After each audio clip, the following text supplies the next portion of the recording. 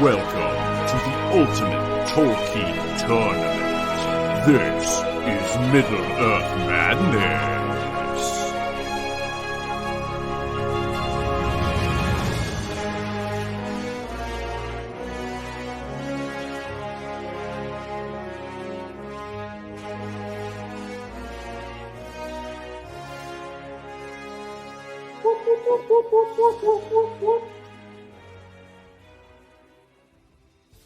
Freaking rules, man.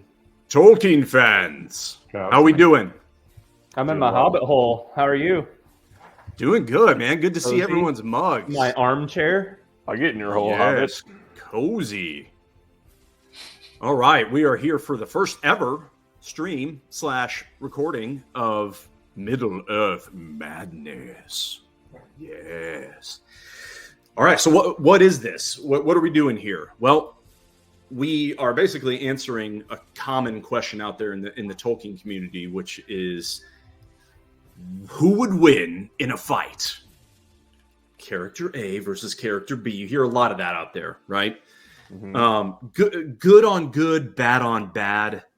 We're mixing it up. So we're basically trying to build a combat simulator to answer that question. Pippin versus the Balrog. Pippin what we did versus as the Balrog. kids. Pippin wins every time, right? Probably. So, it's March. It's bracket season. Even those out there who are not basketball fans, it's sort of unavoidable this time of year. You go to work, you get your bracket pools.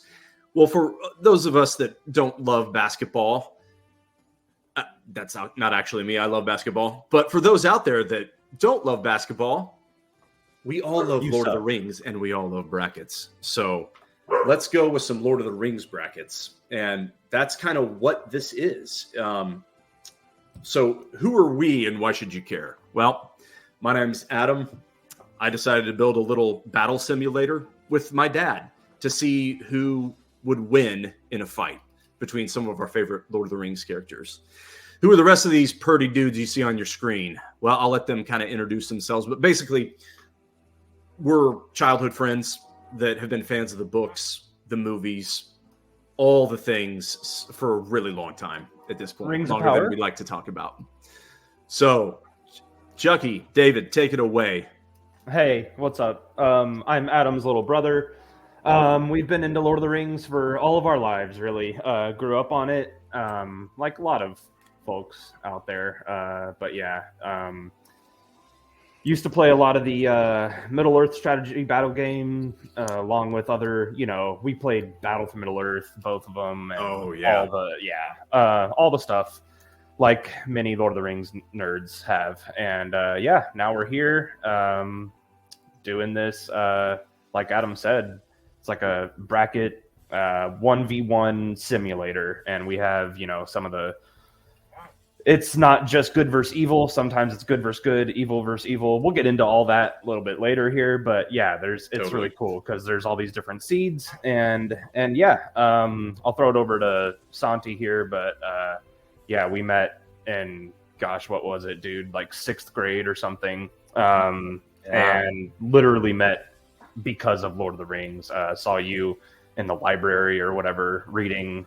I don't know if it was The Hobbit or one of the three from the Two Towers. Yeah, that sounds about right. I was like, who is this guy? So he must be cool. And here we are, all these years later. Yeah. You've barely aged you've barely aged a day or whatever. Yes. Definitely not. Go ahead. But yes, as David said, yeah, definitely. I was reading a copy of Lord of the Rings, and comes by and he's like, "Yeah, it's a good book," or something along those lines. It's been a while, but It's been a while. Pretty much. I guess we started kind of chatting about Lord of the Rings, and that's pretty much how our friendship began. And then we were, really, really good friends for many, many years. Since then, it's probably, God, I don't even know, close to 20 at this point. It's just crazy. Goes fast, man. And by the way, Battle for Middle-earth, still, for my money, the best Tolkien video game ever made. It's controversial, I know, but there you have it. I know Hansi still likes the first one. Battle for Middle-earth 2 was... I really enjoyed it. The heroes were a little overpowered, but it made it so fun. Yeah, and they had those like the forts were already built right when you started. That's what I remember. Anyway, put some rangers in a tower and give them like the fire arrows. That's it. You're Done. set. Until they come with the catapults, fucking orcs. Put that on a hill though and buy catapult. Yeah, it's true. Oh. And speaking of which, Josh, I don't know if we necessarily introduced you. Yeah, man. Who are you? Well, I'm childhood friends of those two guys, and Santiago came along the way. So part of staying the night back in the day was listening to Adam and David's dad, read the Tolkien books. So that was part of our childhood, literally. So I'm a fan, not nearly as big of a fan as those guys, but and definitely not as big as Santiago. I don't have a Middle Earth map. What is that in the background? Yeah, it's a map of Middle Earth. Yeah, I don't have that. All right, so real quick, I'm gonna deviate. I'm sorry, but I just thought of something. Josh, Go for it. Who is your favorite Middle Earth character? Middle Earth. Well, it's got to be the Helm Hammerhand guy, dude. Helm Yep. Hammerhand. Dude, strike him down with one punch. Hey, Adam, is Helm Hammerhand in this? Oh yes, You freaking better be. Hell yeah! How can If I he's leave not- him out? Josh wouldn't have joined us for any of this if I Yes. left Helm out. Let's go. That's the gonna be answer to fun. every question. You know, that's everything. The fist of power. Heck yeah, dude. Famous landowners out there trying to get all uppity. He's a half Dunlending. He's not even a man of Rohan. He's basically a Dunlending squatting in Rohan land, and won't consent to a marriage of Helm's daughter. Right. So he wanted gotta Helm's consent. daughter to marry his kid, and he got fresh with him. Rolled up into his crib and said, "I'm going to intimidate you." And Helm was like, "Really? You're going to intimidate me?" And one punch was all it took. And That's it. yeah, that's in the One punch appendices was all of it the took. book. But yeah, good third age story, a little off the beaten path in the Lord of the Rings legendarium. War of the Rohirrim is coming this year. Oh, dude, that's going to be sweet. Yeah, Or at least it has potential. It's got potential. We'll say that. Animated, first animated. Well, not first. Yeah. So who wins? Who wins in a Frodo of the fight? Nine Fingers and the Ring of Doom. Yeah, exactly. Okay. Helm against Grima Wormtongue. He did not make the field, and that wouldn't be a very fair fight. So yeah, that's the battle engine. Here we are. We built it, and So how does it work? What is it? That's a good intro question here. I will bring up the little battle flow here and show you guys. Check this out. All right, this is kind of an overall glimpse, not very detailed glimpse of how the battle engine or how battle within the simulator proceeds, right? We start over here. Which character prefers ranged, and self-explanatory. Do both prefer ranged? Well, you have a kind of a simulated coin toss, and it goes along this path.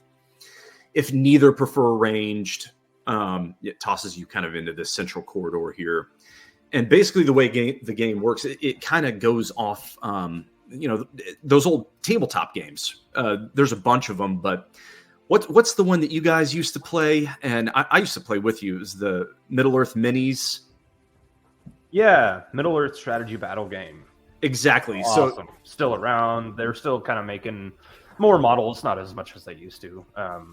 But yeah. Games Workshop, right? Yeah, there we go. Yeah. Oh, yeah. Yeah, by Games Workshop. It's a lot of fun. Shout out Games Workshop, man. And you paint your own minis, and then there's a really cool sort of battle flow like this. This was, I guess, partly inspired by or loosely inspired by those tabletop games, right? So you have, I say roll here, it's an algorithm, right? Because we're using computers. But it's basically what the algorithm does is it rolls a bunch of dice, and the dice are powered by battle stats. Each character has sort of Madden style. If you guys have played any of the Madden games, right? All those NFL guys gripe about their Madden stats being too low. Well, certain Lord of the Rings characters, if they could see their stats in this simulator, would gripe about them being too low too, probably. But yeah, so each of those battle stats influences phases of the battle flow, right? You have to engage first. So you roll to engage, you roll to strike, you roll to wound, and you roll to inflict damage on your opponent. And then here in the ultimate phase, right, depending on all those outcomes, which are again powered by your battle stats, you get sort of 4 different outcomes. At least the readouts will say tink, tink, slight smite, heavily hewn, or slain. Okay. And those are just, humorous ways of saying, oh, you lost between 0 and 15% of your life. You lost 15 to 30, 30 to 90 in that range, or death stroke. Slain. So, yeah, exactly. I mean, and so that is what the battle engine does. How does that really work? Well, what's the best way to sort of break that down? I could show us someone's card. Okay, yeah, we could go to the cards here. I mean, I could show you. You can see it in the upper right there. You can cycle through any of our characters. But yeah, I'll show you Gothmog's overall card.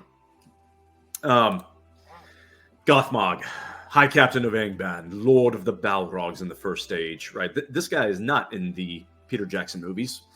Everything in the first stage, for those not indoctrinated in first stage lore, reading the Silmarillion and all the derivative works there. This guy, let's just put it this way: he's a 1 seed. He's like, well, in this year's tournament, he'd be Houston or UConn. He's a heavy hitter, super aggressive. Oh, dude, he's the Lord of Balrogs. Okay, so you can see his stats just on this bar graph here. By the way. Oh, dude, he is fell in battle. Feanor's a bitch. Oh, dude, he hewed down Feanor, Fingon.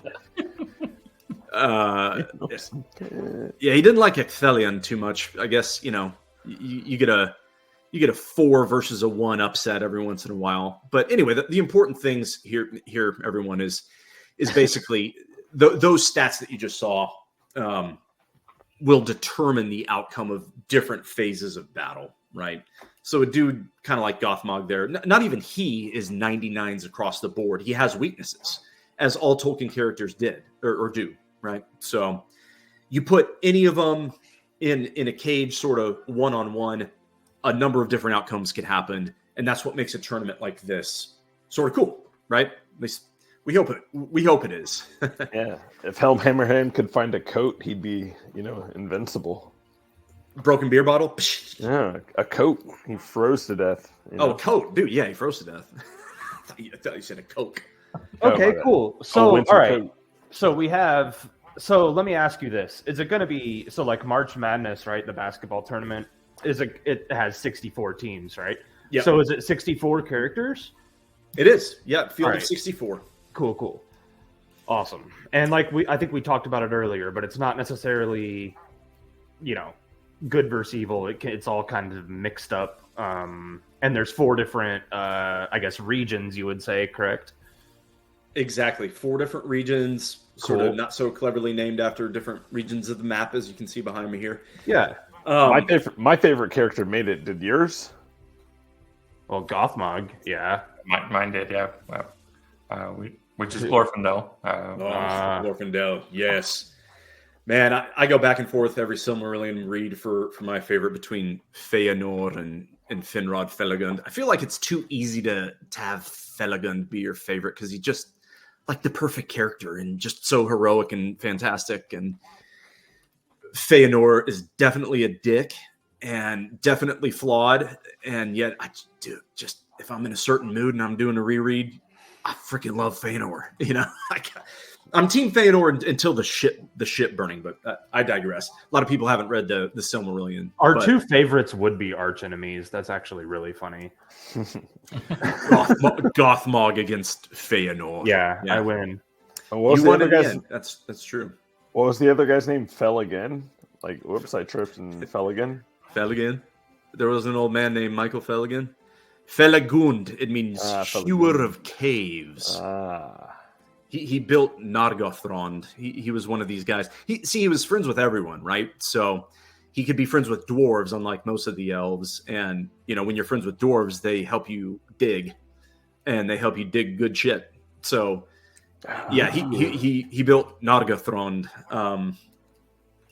Really got to pronounce that. Right. Rabbit hole. But yeah, I'll show you guys the website here. It's a good way to sort of look at matchups and various cool stuff like this. So here's the Middle-earth Madness website. And it gives you sort of a zoomed in peep of the bracket here. So you're one versus MiddleEarthMadness.com, by the way.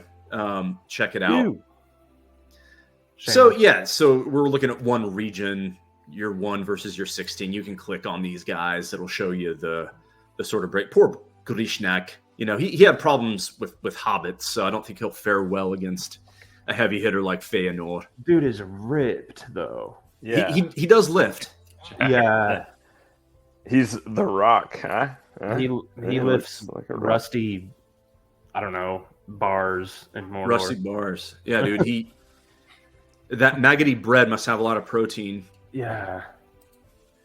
Yeah, and so these 8-9 matchups, they're pretty much coin tosses, right? So who you got?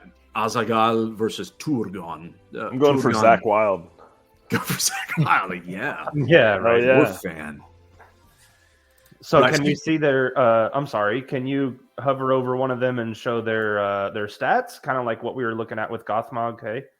I should be able to do that. Yeah, you're pointing out potential improvements that we need to make. Yeah, his stat table belongs here.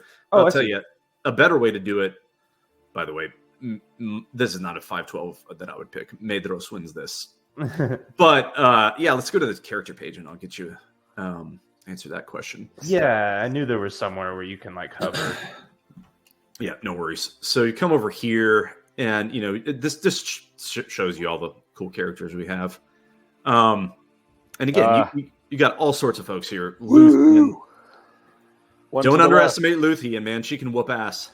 One to the left, one to the left. Helm Hammerhand. Let's look at Helm Hammerhand stats. All right. Intelligence 99. Yeah, so he, nearly maxed out on ferocity, as you'd expect, and valor. Yes. He's not going to run from nothing. Not so hot on the armor. That wasn't his thing. Or magic. Coat. Ranged, obviously not his thing. Like, he can hump rocks. I bet 95%. His fur, I bet his hair on his arms is armor enough. Dude, it's all you need. It's all you need. Y'all were born with that. Y'all got the mosquito-proof hair, Yep. Mosquitoes, they struggle trying to get me. Hey, quick question. Sure. I'm sorry. Mithrandir, can you go to him real quick? Yeah. That's our boy Gandalf, right? That's right. So, I guess with characters like that, Gandalf the Grey, Gandalf the White, I know in minis, their stats kind of vary depending on, he comes back stronger or whatever, which is debatable based on book lore. So my question is what, for some of the characters that kind of go through character arcs like that based on different time periods, Saruman's another good example. What is the majority of their stats based on? What I mean? Freaking fantastic question. Okay, so it's based mostly on the most popular version of them, the first version you would think of in the story. Okay. Now that being said, we're all going to differ a little bit on what that version is. You might go straight to Gandalf the Grey in the Shire with his peace pipe and his fireworks, and he's not really a heavy hitter in that instance. Those right? Fireworks are fell. Or you might think of the bridge of Khazad-dûm. Yes, fireworks are fell. Yeah. Just ask any of the hobbits. You might think of Gandalf the White going toe to toe with the Witch King. But for the purposes of this, he's going to have his primary armaments that you would think of. He's going to have Glamdring. He's going to have the the fire ring, right, that Círdan gave him to use. Right. He's going to be kind of the maxed out form. I think it's fair to say in most cases, think of the maxed out form of the character, right? Okay. But that's a really good question. And Josh, to your earlier question, here's Finrod Felagund. Ooh.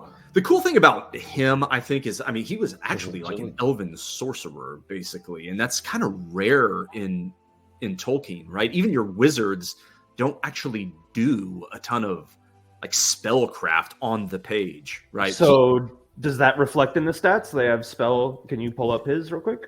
Yeah, man. So like spirit compared to other elves, for sure, he's got more magic and more spirit, right? So he's got very high spirit and magic. It makes him pretty fell, honestly. But yeah, anyway, that's who Felagund was. Sorry, digression. But if you go back to the bracket page, I'm forgetting even what seed he is. I think he's a 3 or a 4. Felagund, yeah, he's a 3 right here. Ooh, Imrahil might have a tough time. Dang, my boy Imrahil. I know. I'm rooting for him. I love Dol Amroth. Dude, yeah, it's so cool. But anyway, that's basically what we're working with here. A lot of detail on the website for all of that. But that's the product. That's the overall flow. That's the Madden stats. We touched on all of that. I'll turn it over to any questions that you or folks that you've talked to might have. Like, hit us up. I mean, I guess I'll start off, right? Like, so why are some characters not on the field, right? Because there's only 64 characters. There's a ginormous list on the Legendarium. I guess why did you pick those specific 64, or how were those determined? Great, another great question. So, controversially, I'll say, or like maybe the word is sort of imperfectly. It's you got to choose 64. The method I used is a couple general ground rules. No Valar. Okay. That rules out a Manwë or a Melkor Morgoth versus Fingolfin situation, right? It's just, I'm not even going to say it's really not fair. It was a cool 1v1, if not the coolest. it might be, and maybe in the future we'll think about that. But I hear you on how that would skew things almost too much. Yeah, so no Valar. That'd be like having an NBA team in the March Madness. Yeah, exactly. So, an all-star team or something. So no Valar. Rules. The characters had to actually fight, and this is trickier than you might think, right? They had to actually fight either described on the page or on the page, right? So sometimes characters don't actually fight much on the page of the story, in the story. So but they describe having Arwen isn't in it. Yeah, exactly. That's a movie thing, right? And that's another good point. So this goes purely off the books, purely off the lore, off the stories. All of your other art forms are interpretive. Nothing wrong with that. I mean, they're all just badass in their own ways, right? But this is purely the books. Yeah. But speaking of fighting, like, where are they fighting? Are they fighting on home turf? Like, back to the whole March Madness type of thing. Is this, where are we going? So I sort of envision, flat terrain, fairly even, it's not like a cage fight or anything, but it's open terrain because there is a ranged element of battle, right? So that certain characters are going to prefer range very strongly, like Bard or Thranduil. Characters like that suck up close. They're going to want to distance themselves, not engage. They're going to be rolling those dice to like back away and fire. Okay, so it's an open battlefield, and part of the simulation before every battle is to sort of randomize the battlefield, right? So before every battle, you'll see a readout that says, all right, on this randomized battlefield, it slightly favors the character that prefers melee, right? Okay. Foggy conditions. It slightly prefers a range contestant. It's just one of those little layers you put in to inject some randomness, such that the heavy hitters don't just mop the floor every single time with the lesser characters. Nice. Well, So do we fill out our own brackets for this thing, or are they predetermined? Or so do we stick with those that you chose, or what's the deal with that? So great question. And the answer is not what I want it to be, right? That it's not what any of us want. I want it so bad to be able to tell you, fill out your own brackets. I haven't been able to build it yet. So my dev team is working on that, as you guys know. But we're not there yet for year one. I wanted to go ahead and launch. You can call it like a beta launch or whatever. I'm not a tech bro, so I don't know the words, but like just put it out there and get it to you guys, get it to folks and sort of get better ideas. We can polish it up later. I want it out there for year one just to track the overall bracket. But yeah, to answer your question, Josh, it's just the main bracket to track this year. And just as soon as we can in future brackets, we're gonna open it up to everyone and be able to everyone can make their own brackets, and you guys can we'll host bracket pools and fun stuff like that, and get some sponsors lined up to do some bracket contests. Lots more to come. So definitely stay tuned. That'd be rad. Yes, and to maybe kind of piggyback for that a little bit, how was the seeding determined? So basically, again, sort of controversially, right? Just like you see in the real basketball tournament, it's sometimes really a flip of a coin between an 8 or a 9 seed, or between a 1 and a 2 seed. Something has to determine it, and basically what's determined it is once we built the simulator, the battle engine as we call it, I went in there and ran thousands of one-on-ones, everyone against everyone pretty much. And so the seeds, as you're seeing them on the website, right, they're reflective again of those tests. So we tested all these characters against each other, and this is kind of how it all shook out. Initially, we sort of seeded them based on how we thought it would be, just to get a base foundation level. Like according to the books, no one's going to be able to take your super heavy hitters like Sauron, Gothmog, Aeon Way, guys like that. They should probably be 1 seeds.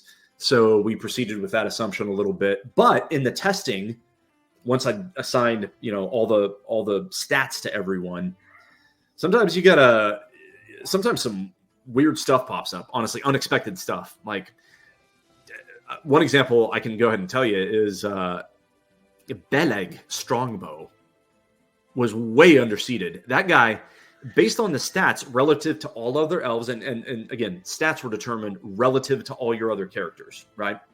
So I think we'd all agree Beleg, a Sindarin elf of Menegroth, by the way, Josh, Beleg, another first age dude from the Silmarillion, right? But you're gonna have to fill me in on some of these guys. Yeah, no sweat. So Beleg, he's a first age dude, but he wasn't a Noldor elf that had lived in Valinor amongst the gods. The Valar are basically like angels, right? So certain elves were not imbued with any sort of magical angel power from Valinor. Others were.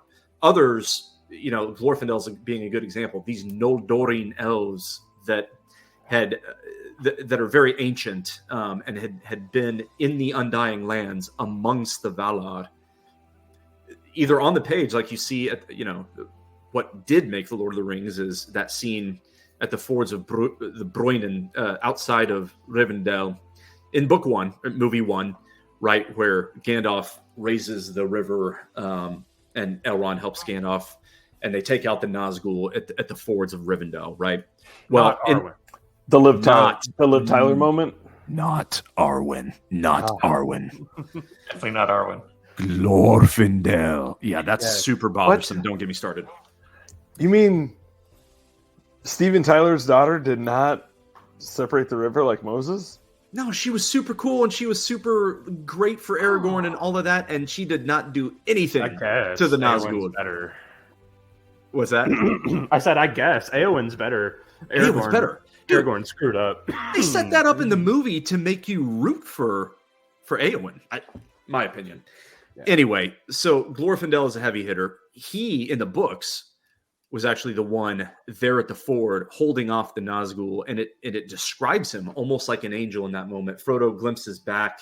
He has the ring vision on, sort of looking into the phantom world, and he sees this like blinding white figure, angelic type figure, and that's Glorfindel. And later, Elrond mentions, don't quote me, but mentions something along the lines of, "Oh yes, he is from an ancient house of badassery. You don't F with that dude."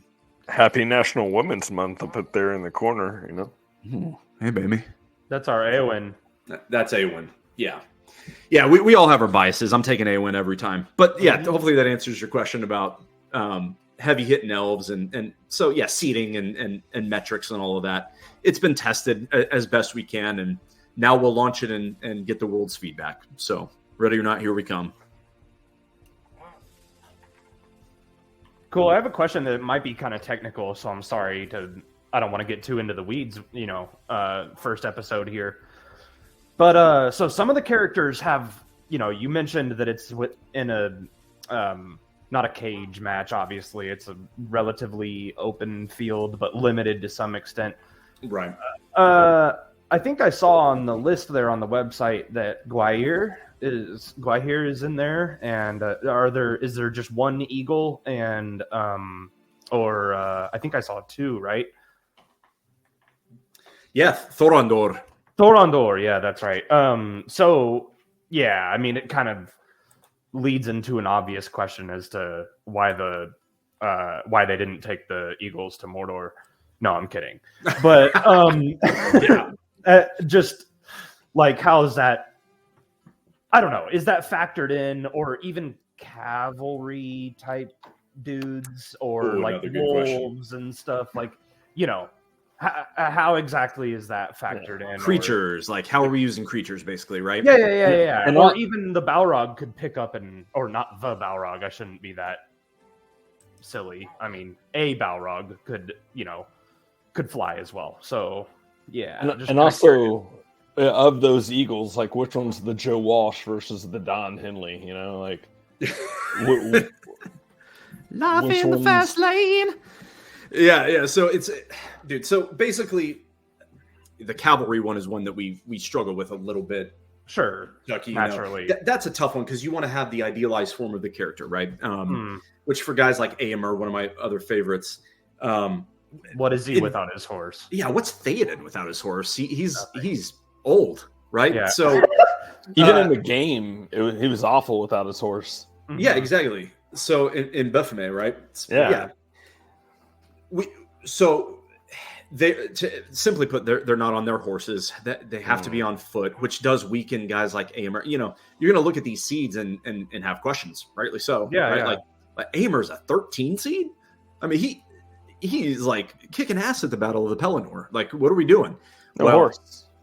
No horse, right? It's that's kind of how you equalize things. But the monster, I call them divine creatures, right? Okay. In some cases, they're not divine, but Thorondor, Beorn, Markaroth, Gwaihir, all these dudes, they're in the game, and let's see what happens, right? I think that's part of the intrigue. It's like we see a lot of these guys, and rarely do they actually get down to combat. Well, I shouldn't say rarely. Like, depends on the character, but sure, we want to see them tangle. So those featured beasts or animals type divine creatures, they're sort of the idealized form of themselves. And how do you equalize that against other characters? You can't really, but it's in the stats. Like, Gwaihir has unbelievable agility because he can freaking fly. Yeah, he's going to be really hard to hit, right? Yeah, but it's sort of a disadvantage too because he's out there and he's not a ranged character either. He has to get close, so he has to engage. So it's in the stats, it's baked in, but it's equalized sort of as best we can. Cool. Does that help? Yeah, for sure. And it'll be fun, to obviously that's part of the fun in all of this is just kind of seeing what would happen, right? As you started off with, like, who would win 1v1 and just kind of going with it. I mean, you think of, it's funny I brought up the question because I mean, like, in The Hobbit, you have a classic example of some bum taking out Smaug, with a special arrow. So that's just it. Anything can happen, I guess. All right, I'm rooting for, I don't know, something random. A Hobbit victory I know I saw Frodo on the website. How many hobbits are there? Just real quick. All 4. All 4 from the Fellowship. Excuse me. Yeah, all 4 from the Fellowship. Yeah. No fatty bull. No Inventor of Golf. Yeah. I mean, Lobelia Sackville Baggins would have to be a 1 seed for sure. Dude, that umbrella. No Bilbo. No Bilbo. Good call. Yeah. So future, we might do some Bilbo. He didn't make he didn't make the tourney this year. Yeah. So one other technical on Frodo. I'm sorry, but that just led me into another. Does he have? You said earlier they're at basically their max. So he has like his mithril coat and sting. Correct. Frodo does. Yep. Nice. He does. But only 9 digits. That'll make him a sleeper. Yeah, so he's a 14 seed instead of the other hobbits are 16s, for example, because they have their barrow white blades, but and their elven cloaks, right? So again, those are baked into the stats. You see them being super agile, difficult to land hits on, difficult to engage, but once you engage them, it's gonna be tough. Can a male character kill the Witch King? Ooh. Yes. So again, the Witch King. Yeah, the prophecy, how do you bake that into a simulator? Only Eowyn and the hobbits can harm the witch. No. Right. And by the way, dude, I know. But there's a lot of controversy over there about fate. And I mean, it's a whole open topic that's pretty cool about, certain characters are fate-driven characters, like Turin and the Witch King. And sort of, but who said that prophecy? Well, Glorfindel said it. He's not a wizard. He can't, he's not Mondos. He can't control the future. He's just basically he's having a take, and right in my mind anyway, he's having a take, and he's so respected and revered that like people wrote that down. It's like, oh, dude, Glorfindel said, "Not by any man shall he fall." His doom is far. How's it go? His doom is far off yet, and not by any hand of man shall he fall. Right.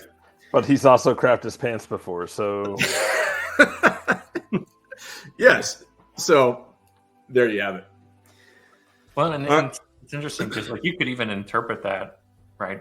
We're talking about Lord of the Rings here, so like hand of man. So you could be talking about the race of men. Mm-hmm. Right? Yeah. You never know. Dude, and Tolkien even has his spin on that, right? Like, I think he sets you up at the Council of Elrond to think, not by any hand of man shall he fall. That must mean Elferdorf, right? Logically. Yeah. Oh, but man meant male. Interesting. But it didn't mean male because Mary also helped out, right? So, yeah, I don't know. It's just one of those open topics. It's kind of cool. Them they. Yeah. Mary. I guess I'm a little bit curious, right? So if you're playing FIFA, playing Madden, whatever, like you have like your passing stats, dribbling, or it of course it differs based on the game. What are some of the stats really we're looking at? Oh, dude, yeah, another good question. So let me pop that. I think we have a chart we can show for that real fast. Let me do this the right way. Bear with me here. I will put the website back up. Okay, but I will also show you this table here. All right, so yeah, here's basically the stat table. This is showing you the Madden stats, but it's also showing you, okay, for us, ferocity, stamina, agility, these are your offensive stats. Your defensive stats are these blue ones here, and ranged is green. But the descriptions here, and this is the quick, ugly version, right? It's not meant to be pretty. We'll dress this up a little better. But this is showing you so what does toughness mean? Well, it's a defensive stat. It means your natural ability without your armament to resist harm.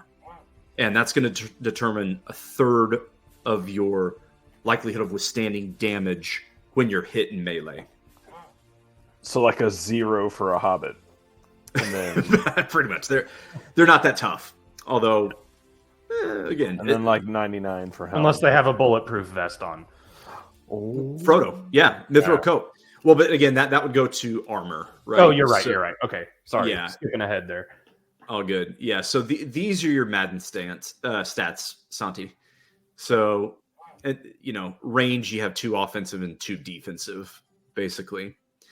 And as you saw with that flow chart earlier in the show, they each sort of influence a different phase of combat. And you basically think of it like this: like you get more dice to roll the higher your Madden number is. That's how the algorithm essentially works. Or think of it like ping pong balls in a machine on draft day, right? For the NBA lottery.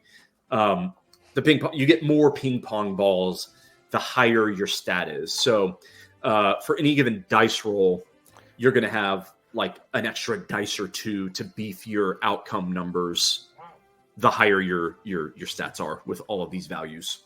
And they max out at 99, I assume. Yeah. So it's 1 through 99. Cool. I like balls. So, so like for armor, I was just, we've been talking about Frodo and his mithril coat, do you know off the top of your head? Like, I'm just curious as one example, like what is Frodo's armor stat? Oh man, I don't know off the top of my head, but obviously higher, right behind higher than the other hobbits. Let's say that. So he's sporting a 75 armor because of that mithril coat, for example. Okay, right? And regularly, and the other ones I would say are maybe around 40 or 50. The other hobbits, probably without pulling them up, them up, maybe even lower, like maybe 30s. Okay.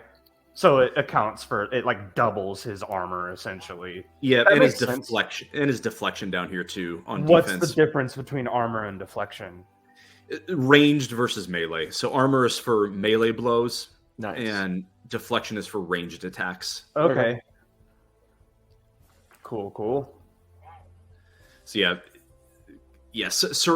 every character is very different, and again, that's just a layer of randomness to the game that once you start seeing these outcomes in the bracket, you'll see, there's a lot of randomness that can throw off out of the simulator. And we'll do future shows on show you guys the battle engine too, and stay tuned for all of that. We'll show you guys how it all works in detail, and then of course ultimately tune in for the fights themselves, and hit up the website for the schedule. The schedule's on the website. And so you can see, if you're on Twitch, tune in. We'll be live streaming all those battles. We'll be recording them. You can watch them later, on demand on YouTube too. So make sure and give us a follow. We're on all the platforms: TikTok, Reddit, Twitch, Facebook, all of them, Insta, MySpace. Where's my MySpace account? I left it in the early aughts. My face. Anything else before we wrap, fellas? It's been a good first show. Adam, I guess, is there like a specific handle that we should, be looking at, like for example, like Twitch and stuff? There is. What's easiest, Santi, just go to MiddleEarthMadness.com, and it's got the links. I think it's the easiest on this show. I'll do better in future shows of getting you guys some pop-up links and some graphics. But for now, MiddleEarthMadness.com. It's at the bottom of every page on there. I want to pet that dog. Look that. I want to pet that dog. Oh yeah, him need a scratch. I want to pet that dog. Bruno. Oh, you need a scratch. He's asking for his walk. So okay, well that's a good breaking point. Thanks everyone for showing, and to all you guys watching out there. Please give us a follow. A lot more coming. I mean, that's not just sales speak. Honestly, we're barely touching the surface in this intro show, and so much more good stuff is coming on the way. Sounds good. Hey guys. Yeah, appreciate it. I look excited for it. Yep. Take care, everyone. That'd be awesome. We will catch you next time. All right, go Gothmog. Go Gothmog. Hell, Lauron. I'm saying Lauron. Helm, hand.